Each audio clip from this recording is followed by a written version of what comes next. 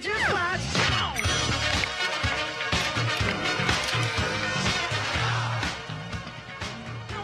We're back on the Morning Brew with friends with Nancy Renner, the promotion chair of the Corrales Garden Tour, and Sandy Hoover, the chairwoman of the Corrales Garden Tour. Welcome, guys. Thank you. And the garden tour sounds like a fun thing. You just like wander around people's backyards all day? And...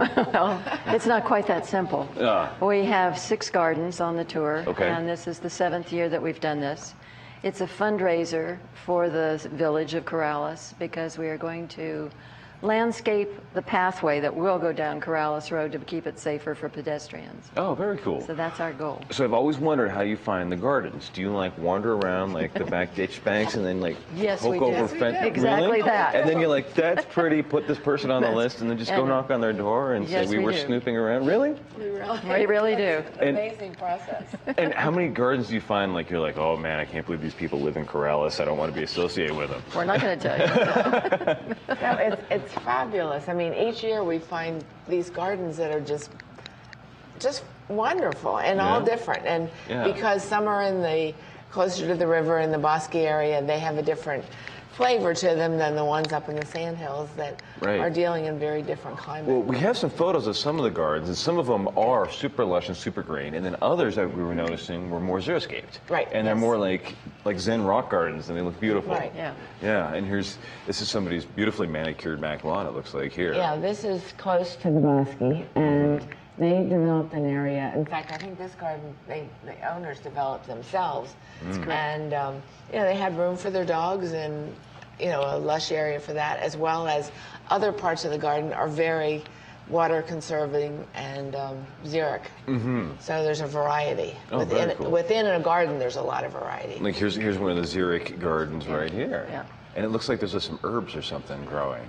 There are, and there are also native plants in there. These people were very conscientious about planting things to keep the wildlife happy. Oh. One of the things about Corrales is that we're sort of rural. Right. So we're trying to keep all of the animals that live there still there. I was in the coffee shop down there not too long ago. Someone brought their llamas to the coffee shop. Right. Yes. And Corrales is interesting that way. People walk their llamas and ride their horses to the coffee shop, and it still is that kind of a village. Exactly. Right. I think we're the only place where the post office has a hitching post. Does it still have one? Yes, it does. That's awesome. And at the Frontier Mart, they even put in a water trough for the animals, for the that's horses. great. That's great. Well, I have a dog the size of a horse. Maybe I'll just take her. And That's right. Take her for a walk. That's exactly right. She's welcome. So are you guys both green thumbs yourself? Try to be. Try to be? Yes. You've got an excuse now. She lives where there's more water. She's just out of town for a bit. And are you one too? Yes, I am. I've been enjoying making my yard a native haven, native plants, and taking care of birds and butterflies.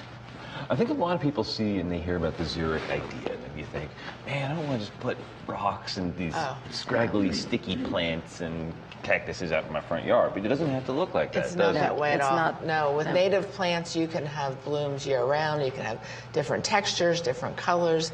It's really been fascinating to me because we were originally East Coasters and then moved to New Mexico more than 16 years ago. And to see the planting out here is just, I think, fabulous. Yeah, yeah. There's lots of variety, and people, sometimes they'll use pots to get color in spots of something that needs a little bit more water, but then it'll be sitting amongst an area that's full of native plants that are in bloom. Right. And are the gardeners who did that, are they going to be available for people to talk to find out how they did it themselves? Yeah, that's right. Both the master gardeners from the Sandoval County Master Gardener Association will be there, as well as the owners themselves. So we have people who will answer questions, offer tips, tell you what not to do, tell you what works. Right.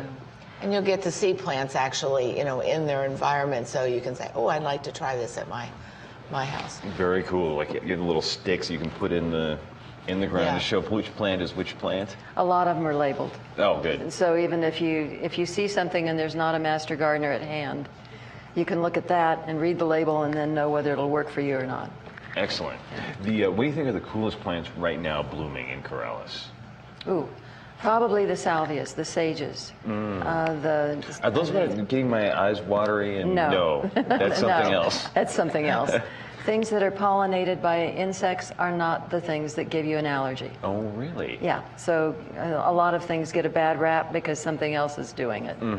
But what we have right now, and I'm looking at the photographs popping up around we here. have one kind of in the background here of a, looks like a beautiful pond.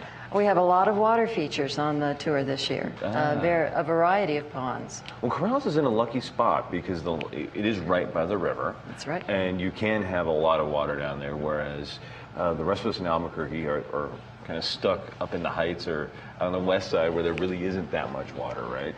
And those of us who are in the sandhills like I am do a lot of drip irrigation. So we're really careful not to use a lot of water because we realize it's a really valuable and precious commodity out here. Right, no doubt.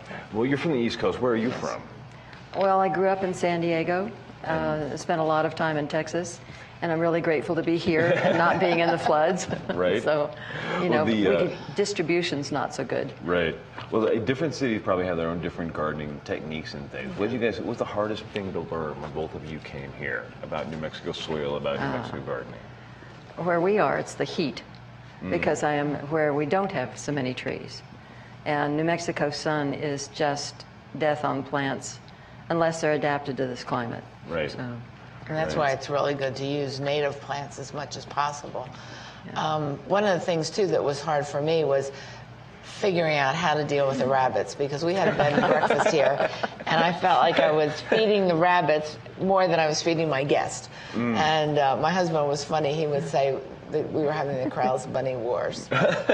So because they and the native animals were here first, and so we have to adapt to that. They learned to eat those plants long before we did, right? That's right. And even though they say there's some resistant ones, one of the things said that rabbits don't read, so you have to realize that they are resistant, but if they're hungry, they eat them. Right. You can't put up a sign for the rabbits and say go away. No. Right. They just come on in. That's right. Well, so there's 6 homes this year on the tour? Yeah. And all different kinds of gardens. Exactly. And can you walk the tour, or is it the kind of thing that you recommend a bicycle? Driving. Driving or bicycle. People have done that in other years. Yeah. And these are not as spread out as they have been. So bicycling is really a possibility.